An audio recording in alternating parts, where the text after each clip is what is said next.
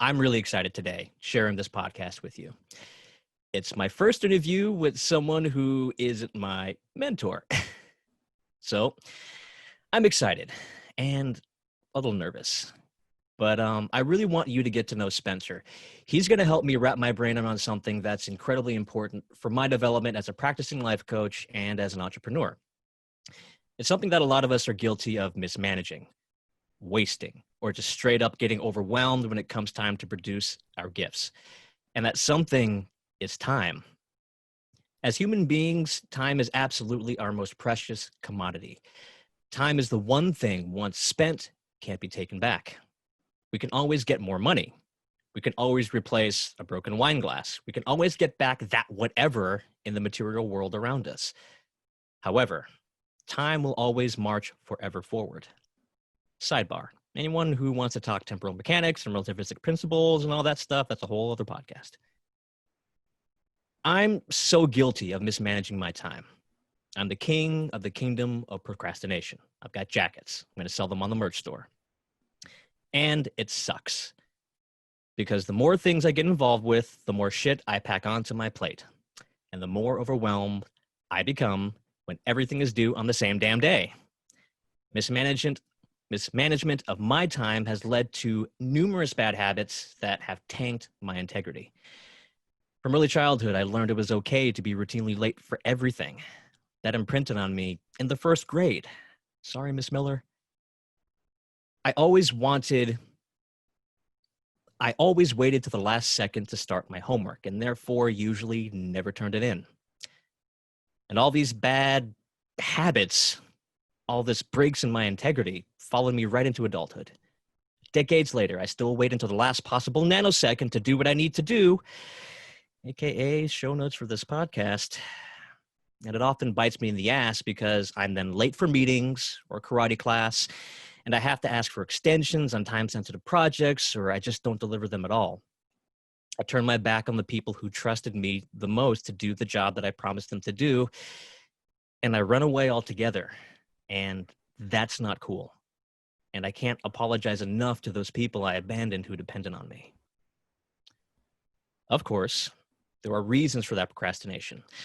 There are deep issues that I'm personally uncovering to restore the faith and trust in myself and to restore my integrity to the highest good. But I've got a lot to learn and a long road ahead of me. On that road, I happened upon a young bearded man with a cool man bun who just popped up on my Facebook feed. He then proceeded to call me out on every instance of my procrastinating shenanigans. I joined him on one of his open webinars, and I was floored by some of the lessons and topics he covered, all revolving around being able to build my dream by being a badass of time management and knowing specifically what I want. He is the creator of a system called Flow State, and from what I've been told, he's refining it even further to become an even more effective learning tool to manage time and keep integrity. Thank you, Samurai Spencer Burnett, for joining me on this still very new podcast. Dude, your intro was insane. You just told the story, the inner story that whether we acknowledge as articulately as you did, every entrepreneur's struggle. Like that is the struggle of every entrepreneur. And your approach to observing and addressing like what is the genesis of personal development. The GPS can't tell you where to go until it knows where your location is.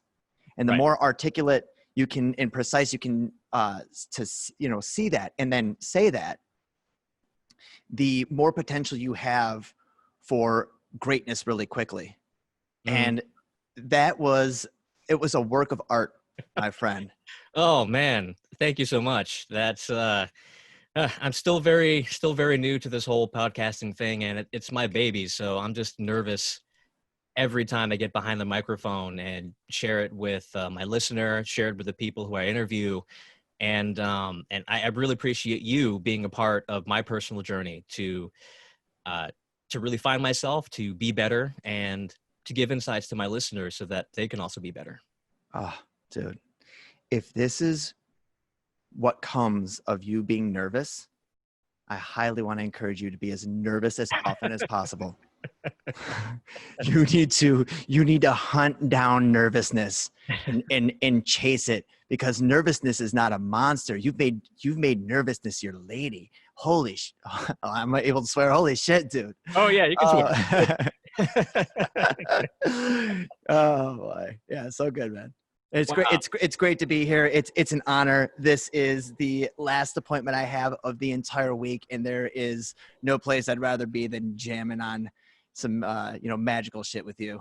Oh man, Spencer Burnett, Stan Rain. Oh man, I love the sound of that, man. Yeah, it's so good. Well, yeah, and thank you very much. And as of this recording, we are heading into 4th of July weekend. Yeah. And I don't really have much of anything planned because of keeping us all indoors. But I just hope everyone. I just hope everyone is safe. I hope you had a safe holiday. And Spencer, I hope you have something. I hope you have something fun planned. Something fun and plan to relax. I'm going to edit the hell out of this. I lost presence for a second, but that's okay. Not probably at all, man. I suggest not editing it. Because here's the thing, man. Like the polished creations of like movies and stuff is so 1990s, man. Like polish and perfection has been done. What people resonate with is like being real. They want something raw. People are craving intimacy. And in a world where technology allows us to be connected but not intimate, we're starting to notice that as a society. And so you're seeing people just craving that intimacy.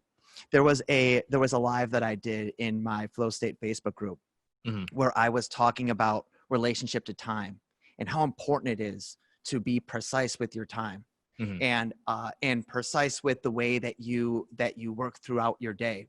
And I was telling a story about Cameron and how I gave him the bookmarks that are in the Flow State program. And he told me that his Overwhelm dropped by 25% instantly because he was able to quickly find his stuff. While I'm in the middle of talking about this, I look at the clock and it was 4:06. I was 6 minutes late for my appointment because in the middle of me speaking to about integrity and time to this group. So I'm supposed to be on this marketing call with my copywriter and the junior copywriter, and we go live, or we get on the Zoom call, and immediately I go live in the Facebook group, and I labeled it, "Here's how you gracefully, screw up. This is how this is how a boss screws up." Wow. And I came in, I was like, "Hey guys, thank you so much for your patience. I was totally late. It's a funny story." And I told the story, and I said, so in the future, I'll be sure that I schedule my posts and I'm more mindful of the time so I can be in integrity of showing up on time and making sure we get all of our work done. So they're like, "All right, thanks." I'm like, "All right, do you guys feel complete on this?" "Yeah." And I streamed that conversation to Facebook. Oh, wow. Yeah. Of me apologizing to my team. Dude. And this is what I'm saying, man. Like people want to see a flawed human being. I share my struggles with one of the things that I do differently than a lot of coaches is like, I let them into my life. I let them know that, my family is having some health issues and it's taking up my weekends. I let them know that I'm crazy exhausted and I need more support. And then I also let them know, here's what I'm doing about that. If you think that you're going to learn from me by observing my mastery, wait till you see me screw up, because that's where the real lessons are. And what that does is it creates a community of people that are open to being vulnerable and taking a look at the things that are a little shameful or hurtful or painful, and be able to look at them objectively and show others and say, "Hey, do you see what I'm talking about here? What do you think?" And then when you get multiple perspectives from people from different angles, you then can see your circumstance from a multi-dimensional view without the cloud of shame and hiding. And when you have an environment like that, and you've got the you've got precise language to keep the communication clear. Mhm. You've got an action plan to make sure that all of the chaotic thoughts of the tasks and things that you need to do are in a prioritized, linear list. So all you got to do is just show up and do things. Mhm. Your creative power goes towards whatever your gift is. Whenever you've managed all of those things. Mm. So back to the original point. I don't think you should edit this, man. You just gave me a nugget right here, man. And you're absolutely right. I personally don't resonate with the whole idea of human perfection, like that nobody makes mistakes. And there are two things that I've learned in this lifetime is that, number one, everything changes. Nothing ever stays the same. And number two, everybody screws up. Everybody. Yeah. I got to own that. So Yeah. there we go. I will keep that. And I got to also give you props. You got some balls to stream that apology directly into the Facebook group and say, all right, well, here's the mistake I made, and here's what you do in order to come out of that mistake and to make good on your integrity. That's really cool. Yeah. Everyone shows us how to be perfect. All those answers are on Google, bro. All of them are on Google. But to watch someone navigate through the emotions of shame, who can't do that for you? And most coaches have this desire to be a guru and seem untouchable, because it's good for branding, right? Yeah. But my priorities are impact, workflow, cash flow. You don't work for workflow, cash flow. Yep.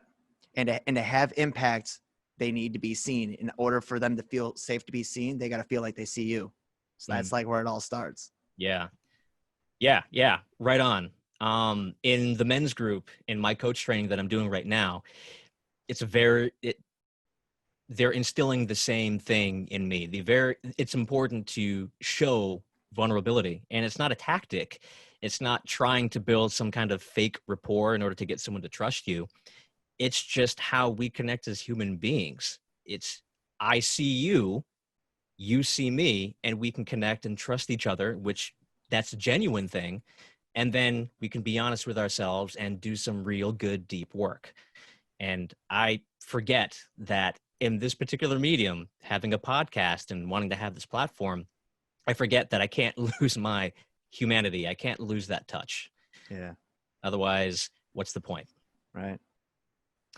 Dude, thank you for that nugget right there. Now, okay. So speaking a little bit of vulnerability, you've mentioned a few key buzzwords that I want to get into in a second, like precise language, for example. But before we get there, I want to know a little bit more about Spencer,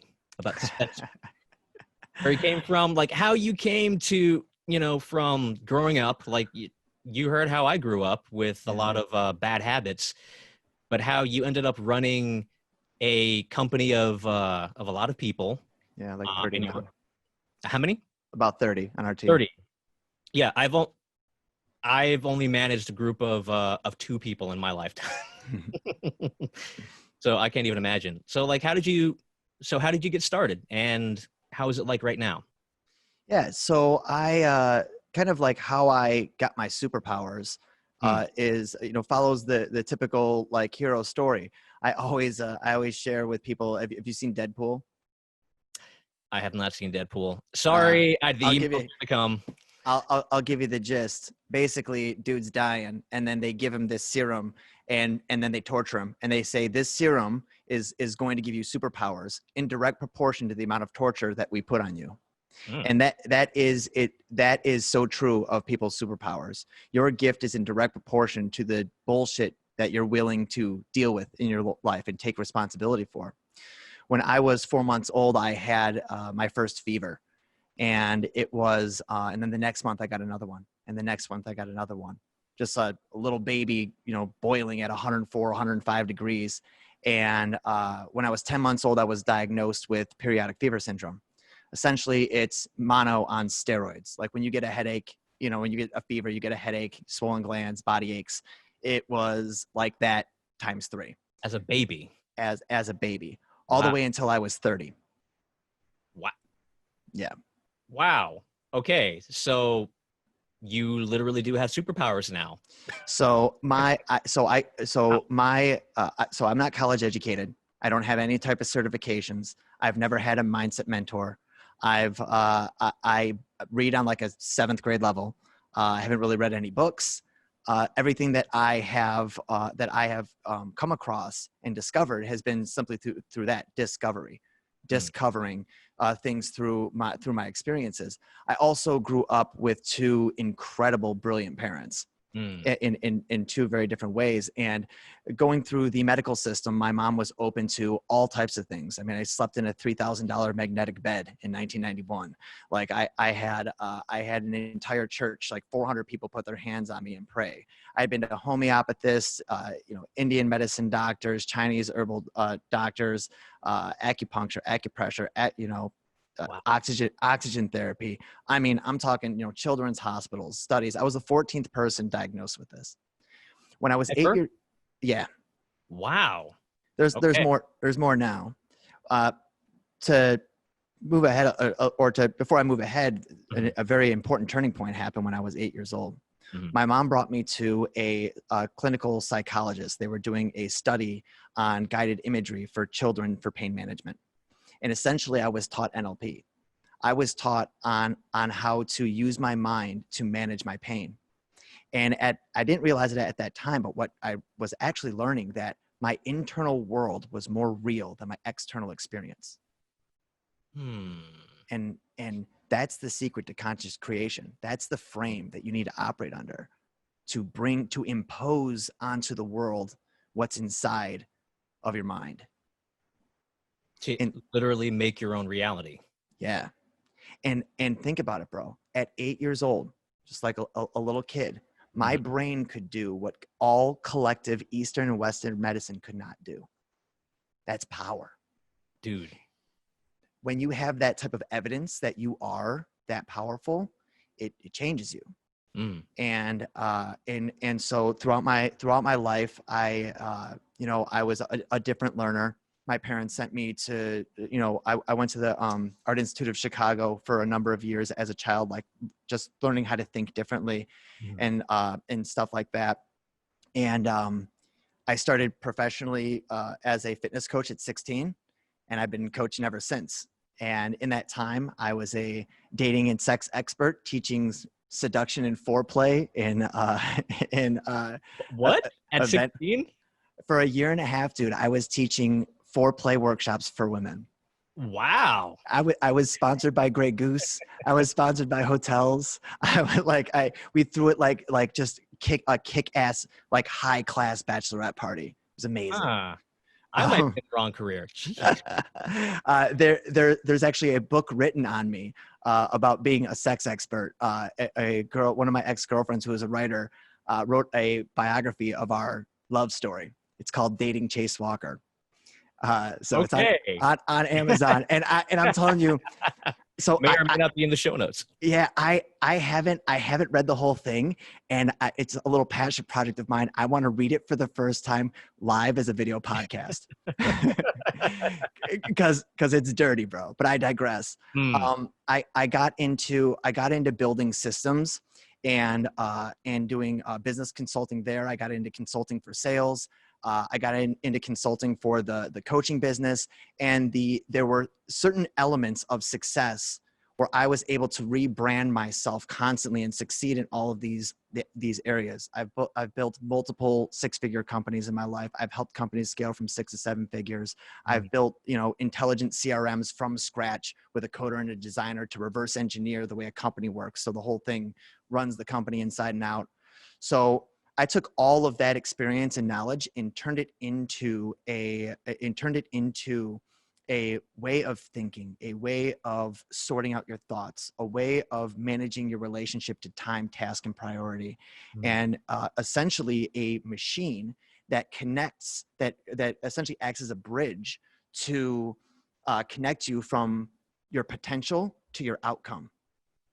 And, Okay. and so you need a solid mindset for that. You need a strategy for that, and you need a proper workflow for that. When all of that's going silky smooth, your ability to create becomes almost effortless. Wow. And you make it sound like so simple. As someone who struggled with a lifetime, I mean, I'm almost 40 and I'm still struggling with taking this podcast being the prime example, taking that idea from my head, from my heart, and putting it out, actually creating that thing for consumption, and to continually do that. Of course, as I continue to do it more and more, it'll get easier and easier, but dude, it's freaking hard to, especially to take a new idea, to take something new and to get it out there. Oh yeah, dude, it's crazy hard. But there's a difference between hard and complicated. Hmm. Like we take hard and we add complication. Like it doesn't have to be that way, bro. like, like, I Oh mean, man. it's certainly an option, but like you don't got to live that way. It is simple. Mm. It is simple, dude. Think about it. All of the steps that you need to take for a successful podcast, you can search in Google and get the answer from multiple people, Mm. more than you could ever consume. So the how to is out there. Mm. So or what to do is out there, I should say. Right. But how to, and then to how to get yourself to do the how to. Now we're playing a different game. Mm. And so that's why in our program, we start out with environment, setup, preparation. Then we go into task, scheduling. Then we go into execution. Then we go into mindset, because a lot of the things that you think are mindset issues are merely just organizational issues. But because you're so overwhelmed and you can't sort yourself out, Mm. you assume that it's mindset. So then you go, blow 10 grand on a mindset coach that makes you feel better. But at the end of the day, your life's still the same. Mm. So not bashing life, mindset coaches. But what I'm saying is growth has a sequence to it, Mm-hmm. and you got to follow that. You got to follow that sequence. I've got to say,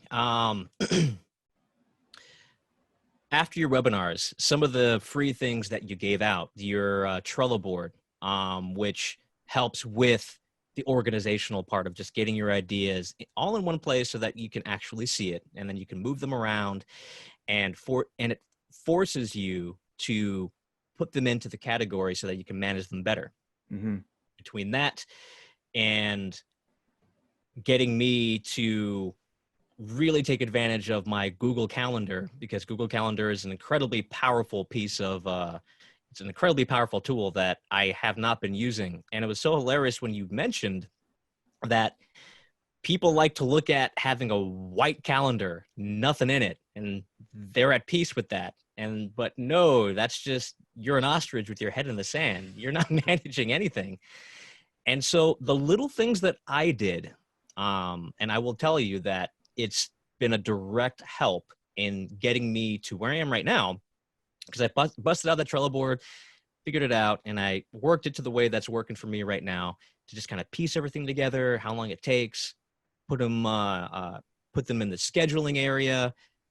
And once I do that, that means that I put it on my calendar. And once it's on my calendar, I'm much more actually inclined to do it. And once I really open up my day of playing that game of Tetris, just fitting in all the things every day, it was kind of a turning point for me to see what's actually possible with managing my time. Because suddenly I'm like, oh, wait, I do have a lot of shit to do, but it's a little bit less overwhelming now because I can actually find the time that I thought I never had. And your entire system seems to be built on doing that, like on steroids, to the point where it just works almost automatically so that you almost never get overwhelmed. Is that fair Yeah, to say? absolutely. So there is a confusion with overwhelm. Mm-hmm. People think that they're overwhelmed because there are so many tasks that they need to do. And so if you listen to the language in that, why are you overwhelmed? There are so many things I need to do. So when by definition of that sentence, the solution to that is to finish those tasks. right? And so brain says, I'm overwhelmed. Then the brain says, what do I do to get not overwhelmed? Finish tasks. And then when those tasks aren't finished, you're still overwhelmed. Mm. So when you're overwhelmed, what alleviates the brain is not finishing the task. That's where people get confused. What alleviates the brain is accounting for the thought, accounting for the task. Yes. So and so we use this mechanism all the time. It's called procrastination. I got something to do on Friday. Oh my gosh, I'm stressing over it. And then you're like, I'll do it Monday. And it's like magic, bro. Like you feel instantly better. It's so great. I love it. It feels so good. That's why we're all addicted to procrastination. What you're actually addicted to objectively, because we demonize procrastination, but and procrastination is a void because you're always doing something. So what is it about procrastination that actually could work for you? Well, if procrastination is simply accounting for your thoughts into the future, then do that in an organized way where it actually gets done. So the thing is, that's why when you do the action planning, within an hour of doing it, that dreaded feeling that you feel at the beginning of the day when you're like, oh shit, there's so much to do. And at the end of the day, it's like, oh, I worked so hard, but I've got more things to do. Like that goes away. You can ask me any question about any task and ask me when it's going to get done. You can ask me any question about any task and ask me when was it done. And it's super clean. Like I can answer those questions in 10 seconds. Wow. Yeah. Okay. I'm short circuiting because I don't think I can answer that question. A lot of the stuff that I do. I have, so I've got a group program called Level Up, which we essentially take this flow state program and I've built like support around it. It's awesome. Whenever my, one of the members comes up to me and they're like, I need some support. I'm like, okay, what's going on? I'm just overwhelmed. I'm like, well, show me your task list. Show me your calendar. And it's like empty. I'm like, well, what do you want me to do? Like, how am I responsible for any of this here? What would you like me to do about you not doing what you committed doing, which you have evidence will reduce this overwhelm that you're talking about? So go do that. And once your thoughts are accounted for, all of a sudden the processing power of your mind, the activity of your mind reduces, because that's what overwhelm is. It's just an overactive mind, reduces. And now you've got mental, emotional bandwidth. And now the question is, where do you want to put this newfound creative energy? And then you put it towards the thing that you're actually gifted at. And that's why we call it flow state, man, because that's what flow state is. People think that to get into flow, you got to activate your brain. It's actually the opposite. You need to shut off every part of your brain that isn't required for this task. So all of the processing power can go to that one part of the brain and just get in it. That's why when you're in flow state, everything else disappears, right? Time seems to warp because those parts of your brain are shut off. So what if there was a way that you could activate flow state? Most of us try to once we're in it, we try to ride the wave. But what if you had command over the waves? You know what I'm saying? Yeah. Okay. And that's what the whole system is about. Instead of just waiting in the ocean, you have your own wave pool. Yeah. Yeah. Dude. Okay. Yeah. Flow state is that's an interesting beast. I work with audio production. I do a lot of that stuff. I've had my own passion projects in the past. And I remember one school project that I worked on. I took a Japanese television show and I dubbed it into English, and I did it as a genuine project. So as the project lead, I hired, quote unquote, some of my classmates to be the talent, someone who spoke Japanese. We actually translated all the dialogue and wrote the script and everything. I did the sound from scratch. So the soundscape is done completely from scratch, and I had it like a complete project of my own, and I was very, very proud of it. But I remember, and it took me a long time. It took me a solid few months to do, but I remember spending just countless hours just sitting in front of the computer, going to town, my creative juices are flowing, and losing all track of time. I would literally be sitting there for like 8, 9. One time I was actually sitting in front of the computer for about 12 hours straight, just working on stuff. And I turned to the clock and I look and I'm like, what is this broken? What's going on here?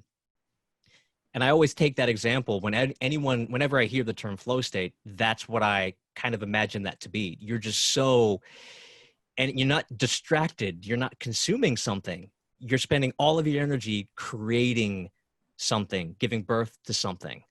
And I've been very rarely able to recreate that at that particular part of my life, but at least I have a reference point now of what that feels like. So your flow state system, that's designed to get you to teach me how to do that on command. Yeah, anyone, dude. There's two elements that make the human creator, and one is the gift, like your soul, and the other is your machine, your body, your brain. Your brain is a machine. Now it's unique because your soul is unique, but the machine is just it functions just like mine, right? Yours just has different settings to it. Sure. So if you know how to think, speak, and behave in a way that rewires the settings so you are more effective in creating your vision, whatever it is that you're looking to create, then you've got you become a mechanic. That's why I refer to myself as a mind mechanic. Like it truly is like rewiring the way that you solve problems. And what that does ultimately is it increases your creative power. And what I mean by power is on a spectrum. Power is measured in the time that it takes to create a result from a thought. So if I have a thought, I want to go to Los Angeles, right? I think I did this in one of my lives. I want to go to Los Angeles. Well, I book a ticket on Friday. I'll probably book a ticket for Monday, and then I'll take the 12 o'clock flight out. I'll be there by 4 o'clock. But if I got money and I got a private jet, I call the car, I go to the chopper to jet. Jet takes me 3 hours to get to LA. I'm there in 4 hours because I have money. Now, money is something that's really relatable to power because it makes sense to everybody. But money is not the only tool that you can use to decrease the amount of time that it takes for you to have an intention to completion, potential to outcome, thought to result. And so what I've developed is a way to leverage your mind, your emotions, both positive emotions and negative emotions, how to use language so you're most efficient and clear in the way that you communicate with yourself, your team, your family, with your own internal plan, and then a system for you to take prioritized linear action towards executing those things. And then when you've got all of that, the only game that you're playing is an integrity game. Did you do what you committed to doing? For me to be successful in my day, my calendar literally has a time box. It's like, okay, do a deep work session, work out and shower, meet with the copywriter, meet with the team. I look back at my day. I'm like, did you show up for that? Now, one of two answers, yes or no. Yes or no. Right? So over here, writing copy, if the answer was no, most people are like, all right, what's the punishment? Like coaching programs like that, give money to a charity that you dislike, right? It's like, okay, you feel like crap. So now we're going to make you feel more like crap. So next time that you behave like, okay, my approach is if you were supposed to write an email at 1 o'clock and you look on there and you didn't, I wouldn't demonize you, bro. I would simply ask you a question. Say, Stan, what were you doing at 1 o'clock? Because it's on your calendar that you were going to write this copy, write this email, whatever it was. what were you doing? Like physically, where were you? What was your attention on? I want to know. I want to know. You're like, okay. I'm like, what happened? All right, here's what happened, Spence. What happened was, Yeah, I was writing it, and then I got a notification for an email. I clicked on notification, and then I got this email. It sent me to Facebook, and then I got sucked into the whirlwind. And yeah. so, and then like I kept thinking about, and like I was open to the distraction because like I didn't know where to start and all that. So okay, man. So, what do you want to do? I want to get back in integrity, Spence. All right, cool. So when do you want to do that copy? I'm going to do that copy at 6:00 tonight. Awesome. So since what got in your way before was you had this internal struggle and then this notification popped up, what I want you to do, dude, shut off your notifications. Like anytime that you've got to do something important, shut off your notifications. Well, guess what, man? If that's now your new method of getting into focused work, shutting off your notifications, that one tip is going to save you hundreds of hours every year from getting distracted by a notification. And this is just one little tweak that is going to have exponential effect or continuous effect for the rest of your life if you so choose. And so now what came of you failing was a new way of doing things that is actually going to make you take, make you take your life forward in a more focused direction. And so one of two things going to happen. You're going to follow through. Awesome. You get a win, or you fail. And we start going into that monster. Like, why? What happened? And from that monster, we get wisdom, a new strategy, a new way. And then we implement that in perpetuity. So actually you succeed more because you failed for the rest of your life. Now, imagine handling every situation like that. What life would look like. Where failure isn't a failure. It's what NASA likes to call a learning opportunity. Yeah. To figure shit out. Yeah. Okay. Podcast pause. How are you on time? This is great, homie. I'll go all day. Oh, okay. We're not going to go all day, but I literally have nothing planned after this, like no appointments planned. Okay. Awesome. Because I wanted to be integrity and make sure that if you had any obligations that you're good. Okay, cool. Perfect, bro. Yeah. Loving it. Okay, cool. I don't know. Like I told you, like, I don't know what the hell you were nervous about, bro. And like I told you, if this is you nervous, like you need to put on your calendar nervous time. That's all yeah. And I want you to recognize that nervousness is playing a role in your flow state. You know what I mean? Nervousness plays a role in my flow state. How so?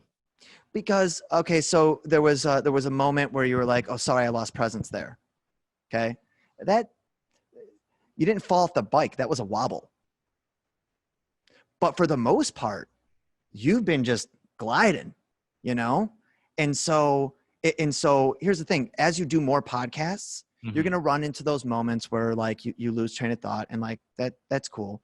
Yeah. But the thing is like the nervousness may have caused the kerfuffle, if that's the word. I love that word, kerfuffle.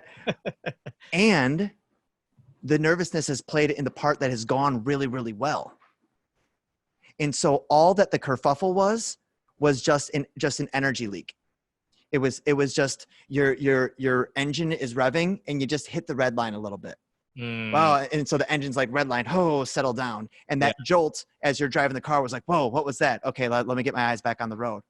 And so as you continue to do repetitions of these podcasts, you're going to learn how to be nervous just the perfect amount before a podcast. So you are right at that red line, but you never cross it. Just the perfect amount of nervous. Redlining. Dude, I love your analogies. It makes me feel like that makes me feel a little bit more of a badass. Dude, I get nervous every time before I go live. Every time. Considering what you do, I don't see how you couldn't. Like, I'm still working my way up the whole presentation ladder, and I see what you do when you go on Facebook Live, when you go on these webinars, and you're conducting, you're leading, you're guiding, and you're there, and you're there, and you're smooth, you know your shit. And I, more than once, I kind of put myself in your place mentally, and I'm like, man, I know I have to be there someday, but I have no idea how I'm going to handle that. Mm. But then I do this podcast, something that I really, really, really want to do, something I really want to share with the world, to get my voice heard, to get my thoughts out, to get my mission across, so that to get people aware of all the things that make them human and how they can be better. And then it just like, even the moment right now, I lost the point in which I was trying to make, but I don't care. That's the redlining Yeah. happening. And I'm just going to learn to be able to not call attention to that, because that's just a normal part of driving a high performance sports car. Exactly, dude. And I'm gonna give you some high level shit right now that I very rarely like Oh, give people. get the secret. Certainly the first time I've said this on a podcast. Okay. So I want you to think of the hierarchy of creatures. Okay. The rabbit eats the grass, the wolf eats the rabbit, you know, circle of life. When it comes to humans and monsters, when a human has a monster, it sucks your life force. When you feel negativity, when you feel shame, it grows. And so the negative emotion grows. So the monster's feeding off your emotions. You have see emotions as like an objective unit of energy. And now it's got 50% of your units. And then it keeps on growing. It keeps on growing. So monsters eat you for sustenance. And this is why people suffer, because they don't know how to deal with that. And the way that they deal with that is like, stop this monster from eating me. Like, joy, let me seek more joy, seek more joy. But what we know about language and universal truth is that stop is avoid. So the monsters. And I'm letting you continue with your point, but now we're getting into precise language. Yeah. Okay. Yeah. I wanted to call back to that. Yeah. Okay. So stop is avoid. And the reason stop is avoid is because it violates universal truth. Everything's always moving all the time. Even solids are moving. What we know about quantum physics is both an atom is both a particle and a wave. It's motion and it's matter. Everything's always moving all the time. So I want this monster to stop. Well, stop. That's avoid. What do you want? Well, what I want is to feel powerful and wise and capable. I just want to know what to do. My approach is like, the monster's eating me. And every human has different, levels of energy. So one person might be 100 units of energy. Another person's soul might be 1,000 units of energy. And from a spiritual place, I'm a giant bear. And so when monsters come and try to eat me, they're like, oh, the getting's good. But here's the thing. I function a little bit different, because I take monsters and I bring them in and I look inside of them, and inside there's a nugget of gold. Turn your notifications off. It's making you suffer. And the thing is, if you never broke integrity, you would have never gotten that message. The angels aren't going to tell you that. They're just going to tell you, you're awesome. You got this. You're in flow. You can do it. But the monster's like, you are easily distracted. And I'm like, oh my gosh. Well, that sounds like a warning. It is. Bing. Click. You see, I told you. Now, most people go into shame. Oh my God. It's like, I did it again. I committed to do this. And now that it's late and I got to call, I got to ask for that extension. I really upset this person. I'm no good. I'm never going to be loved. That's where your subconscious goes. Yes. Whenever you're feeling pain, it always comes down to, I'm not going to be loved. Yeah, it does. And so what I do is, the monster is like, you are easily distracted. Bing. Click. See? You are no good. And I say, come come here. What did you say? You are no good. Well, no is a void because I am something. So what am I? Distracted. Distracted. What do you mean by distracted? You were trying to focus. You saw something in the corner, you clicked it, and then your focus was on something that was less important. Oh, well, what if I just turn off the notification? Click, boom. Now all of a sudden, my creative power, my ability to create in a shorter amount of time increases because I've managed distraction. I eat monsters for sustenance. So the more they come at me, the wiser I become. Oh, man. And this is like when COVID-19 hit, excuse me, everyone's like, everyone's complaining on Facebook and oh, the suffering and all that. And I empathize with that. But I also saw what everyone was writing. And so all that negativity, I just fractaled it. And then I went on precise language and I had 650 people register. And I was like, hey, what are your problems? Every time I take someone through a precise language session, we navigate the pain and turn it into wisdom. And you went through the pain and I got the wisdom. So now the more people dump their shit onto me, the smarter I get. So this is the concept of invincibility, dude. If I win, my confidence grows because I develop an increased certainty that I am who I say that I am. Yeah. When I fail, I investigate, I get curious, I get clear, I figure out the wisdom, I apply it into my machine. Now I'm more powerful, more capable, more clear, and more understanding of other people. So the bigger the monster, the smarter I get. And it's not because I'm special or anything. It's just because I choose to think this way. That's a hell of a way to think.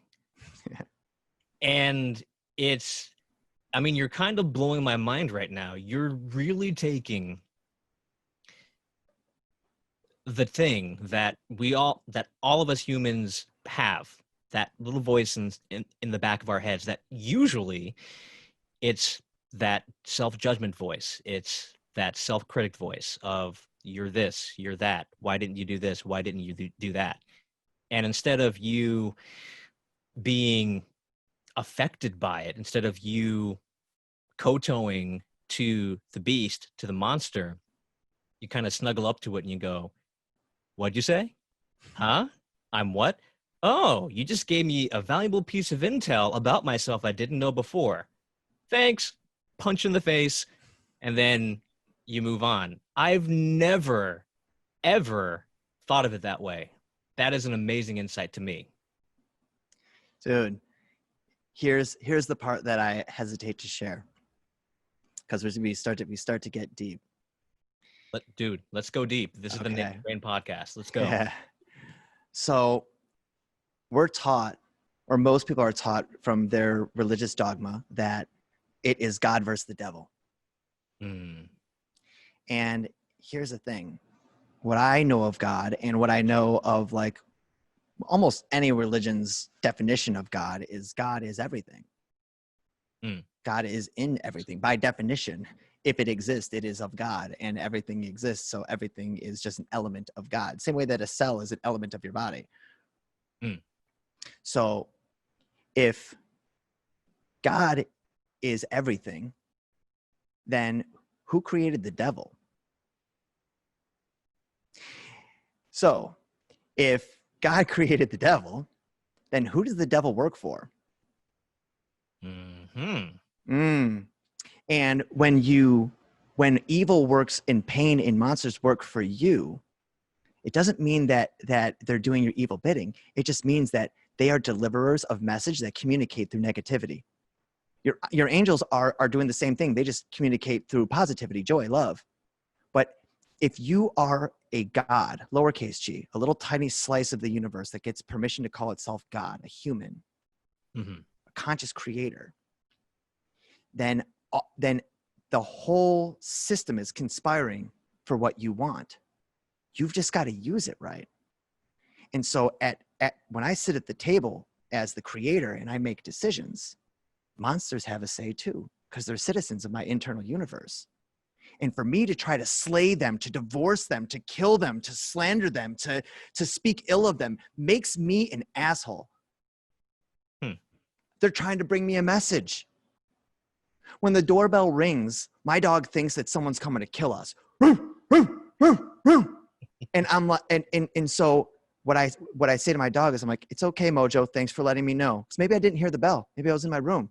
Mm-hmm. What's evil of me is shut up, stop being so loud. No, that's how dogs communicate. They bark. My dog can't be like, hey, Spence, excuse me. No, a dog barks. So you can't demonize a dog because it annoys you. That just makes you a bad dog owner. And monsters bark. Monsters bite. Monsters hurt. That's just what they are. The nature of the beast. They are ethereal beings that don't have free will. They're mechanisms. It's the difference between an angel and a monster. And so when they deliver a message to me, I am a good king. I'm a good leader. I listen to all that speak. And I'm the decision maker. And so the monster's bugging me. I feel my shame. I feel my shame. I feel my shame. All right, let's address this. And so I address it, clear the emotions. I say to the monster, thank you for bringing this to my attention. You may rest now. And then my monster's like, thanks for the snack. Because that's how monsters snack. Like when you feel negativity, they're getting sustenance. And you're like, yeah, I'll allow that. Yeah, I'll feel like shit for you. Just give me the gold. Yeah. All right, cool. You go rest now. And then I see an image of just like my little monster going back to his room, getting under his covers and just resting until the next time he's got to be like, yo, Spence, they're trying to mess you up, man. They're trying to mess you up. And now all of a sudden my fear response, I'm like, really? Tell me more. So like I remember there was one time I posted this on Facebook. I said, I came here to serve evil. And people flipped. And I was like, you don't understand. Like that just shows me where you're at. I'm here to serve all. That's what God does.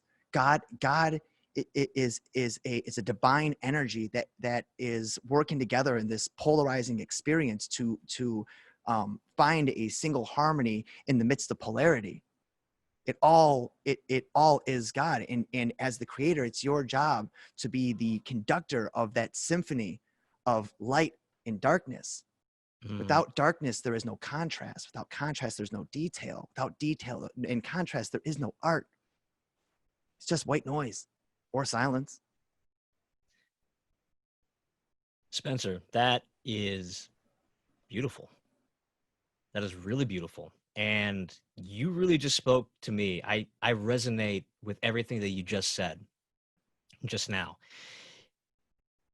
The podcast and my community group page is called Naked Rain, Discover Your Light. And pause. I'm going to edit that one out.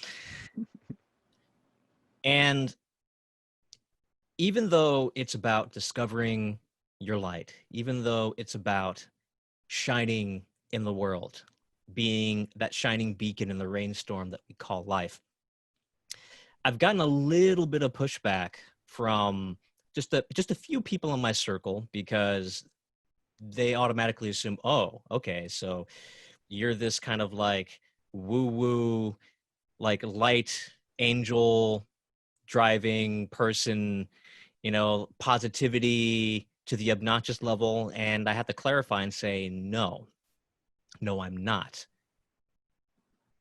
Because being human, it's not just the light that we have within us. Being human is also about accepting and working with, in loving harmony and balance, the darkness within you that we all have. It's very important. The problem that I've experienced in my life, for me personally, and that I've seen everywhere that I go, is that far too many people are unbalanced. They don't know how to balance their light and their dark. And so they're lost in that darkness, and they don't even know that they're capable of shining a light within their soul. They don't even know what that means. And so they see the quote light workers, the quote positive people, as the them, that there's that separation between the light workers and the people who are in the dark people, and the people who are into all of these gothic things. And and pardon my ignorance of everything. All right. Yeah. Of what you guys are into. The dark arts, we could put The it dark as. arts, Yeah. yes. The dark, right. But that's absolutely not a judgment. And some people, they're just really in the dark, because those people who are in the dark arts and all of these things, I hang out with these people all the time in my karaoke circle. I can't tell you how many people I've met through, well, not through, they want to get me into some BDSM clubs and stuff like that. Like, these are some geeky, really cool people, and they're into this dark stuff that the mainstream would consider dark. But when I hang with these people and I feel their energy, these people are glowing with light, and they don't even know it. And I'm afraid to tell them, because if I tell them that, and they're going to be like, whoa, no, I'm not into that. But yeah, that's part of my platform and part of the clarification that I want to share with everybody, that it's the balance that's really important, and that it's really important that we look at our darkness. Okay, don't just live in it, and don't try to run away from it. Look at it, be with it, accept it, love it, know that it's a part of you and that it serves you. It serves a role in your life to push you forward. And as you put it, the way that the lens that you look at the world and how everything operates for you, how your darkness manifests as monsters that give you intel about how you can be more successful. What? Dude, that's a game changer for me. That's very mind-blowing. And I just wanted to share that with you, of how special and rare that is. I don't come across too many individuals who see the balance. It's either no, it dark, dark, dark, or no, light, light, light. And part of being human, it's the both. It's the yin and the yang, the light and the dark, and the beautiful contrast in between. Dude, man. And the thing is, man, like, after everything's all said and done,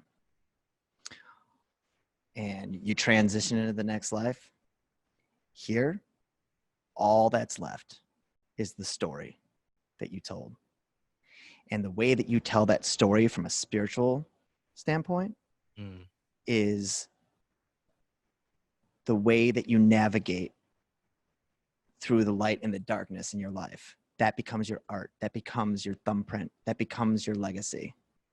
And so I'm less interested in showing people how to be successful, although I'm super interested in that. But a higher priority for me is showing people how to dance that line in a way that is like, oh, that's magnificent.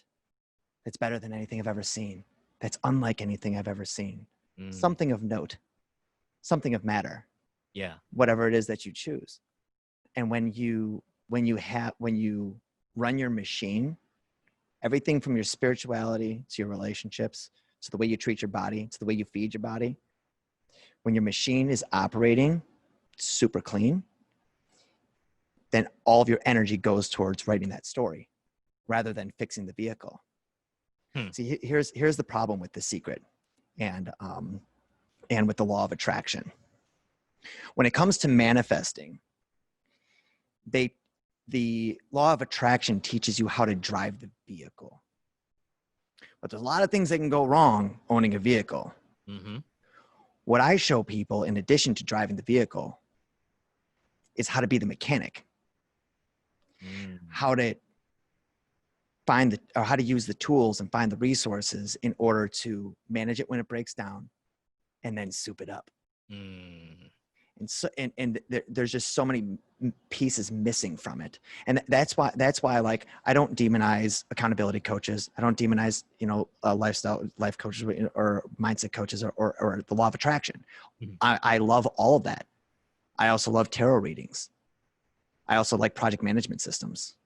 I also, so it's like everything has its place, but to give yourself the best shot at creating a story that matches your intention, you best know how to run that machine. Your relationship to time, your relationship to language, your relationship to relationships, Yeah. your relationship to expectation, your relationship to integrity, the relationship to your emotions, your higher self, your inner self. Hmm. When you got that, man, like you at least put yourself in the best shot to leave a pretty significant mark with your story. Damn, that's a beautiful way to end this. I mean, all right, I have to ask the question. Um, I really want to leave it there, and I'm the host, I can say, but however, from our conversation here with you and me, for my listener, if there's one thing, I suspect that might have been it. But in case I'm wrong, if there's one thing that they can take away from this whole conversation that we've had, what would that thing be?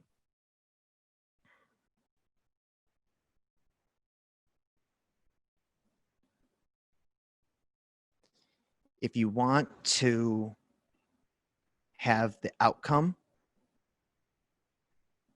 be as precise as the intention, then you need to pay attention to the details. Because to create something that was exactly the way that you wanted it to be requires mastery. And mastery is in direct proportion to the level of detail that you deem to be significant. Moments matter. Thoughts matter. A single word matters. Clicks matter. Pixels matter. And when you can sensitize yourself to your own experience and your own integrity to the highest level of detail, and you've got a clear North Star and plan on how to get there, then the only game you need to play is asking yourself, are my thoughts, my commitments, and my actions all the same thing? If the answer is yes, it is only a matter of time before you get there. Awesome. Awesome. Awesome. I couldn't agree more.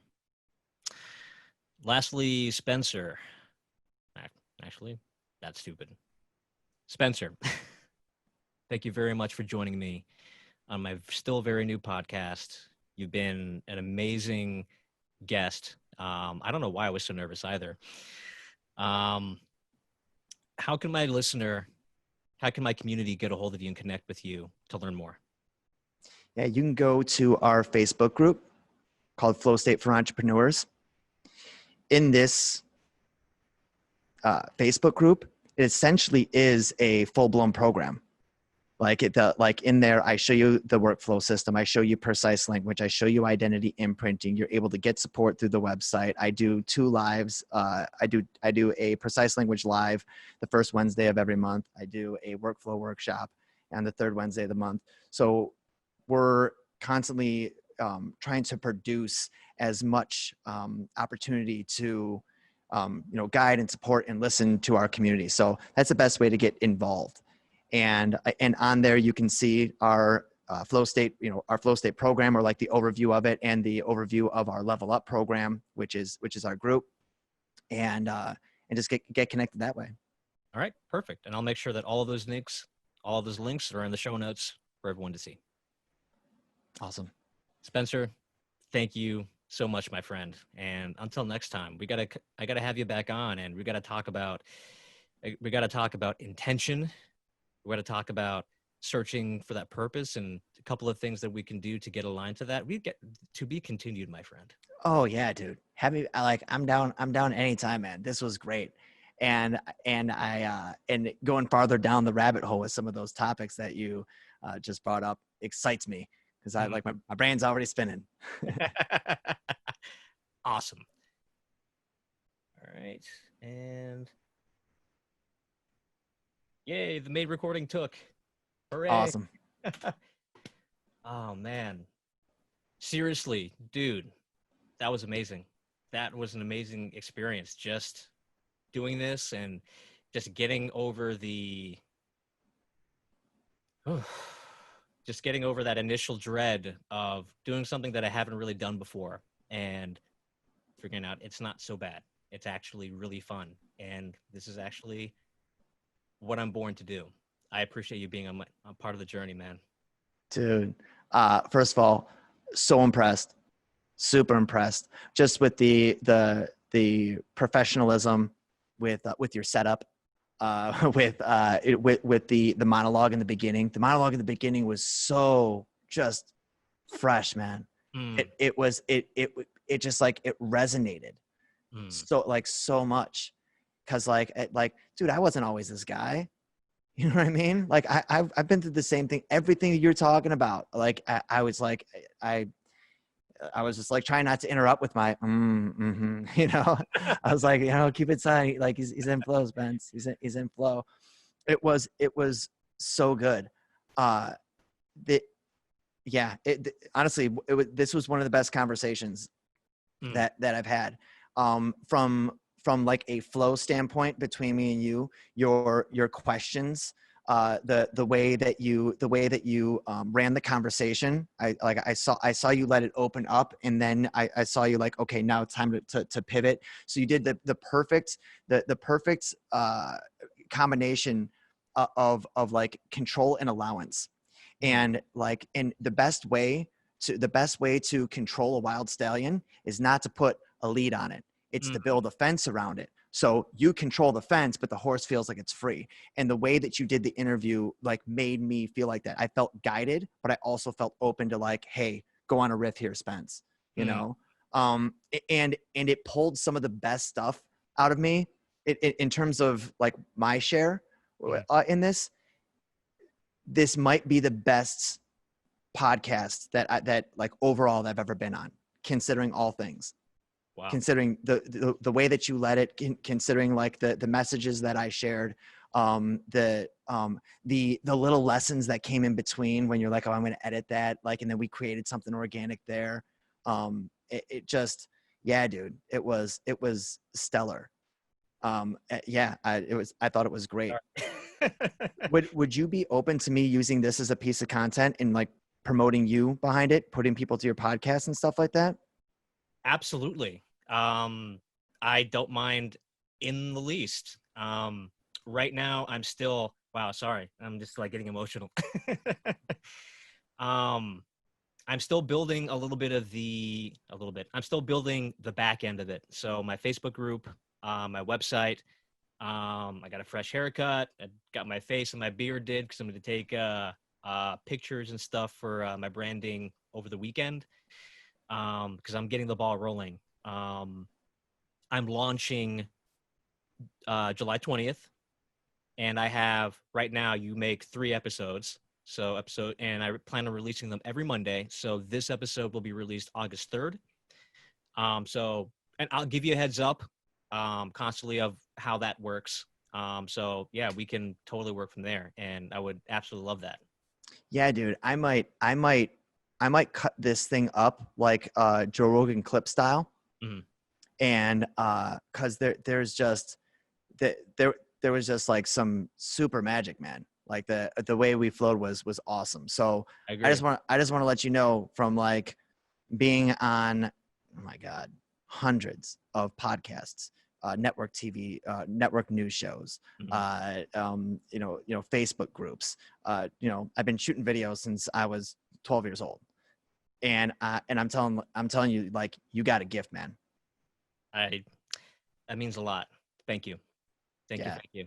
just And on point. I'm not even kidding. Like when I said that you are the primary reason why I got my ass into gear to get this really rolling.